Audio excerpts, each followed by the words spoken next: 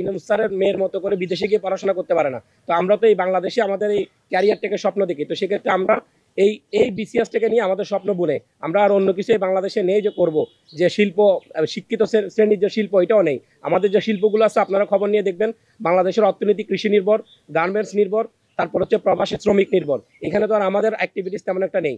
তো আমাদের জন্য যেটা আছে শিক্ষিত সমাজের জন্য সেটা হচ্ছে বিসিএস। আমরা এই আন্দোলন করতে গিয়ে এটাও দেখেছি দেশের বৃহৎ একটা অংশ বিসিএস বিরোধী, অথচ উনি নিজে কখনো বিসিএস দেননি বা বিসিএস সম্পর্কে বুঝেন না। আর কিন্তু তার পরিবারের সদস্য যখন বিসিএস ক্যান্ডিডেট হয় তখন তার গর্বে বুক ফুলে যায় যে তার ভাই বিসিএস ক্যাডার হয়েছেন এবং সে পুরো এলাকা ঢোল পিটিয়ে বলে। কিন্তু যখনই অন্যের ছেলে হয় তখনই তিনি এটা খুব বাজেভাবে নেগেটিভভাবে এই বিষয়টাকে উত্থাপন করেন। তো আমরা অনেক কিছু সম্মুখীন হয়েছি, আমরা এই আন্দোলন না করলে জানতাম না। আসলে আমরা কি আন্দোলনকারীও না, আমরা ছোটবেলা থেকে পড়াশোনা করেছি, কখনো কোনো রাজনৈতিক দলের মিছিল মিটিংও যাইনি।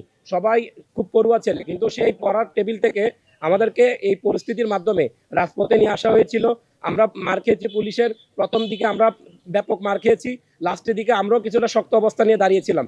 কিন্তু আমরা লড়াই করতে করতে করতে করতে লাস্টে এসে তাদের সাথে পারিনি। কারণ এই রাষ্ট্র সবসময় যে কোনো বিষয় দমন করার জন্য এটা আগের আমল, পরের আমল, বর্তমান আমল, সব আমলেই থাকবে।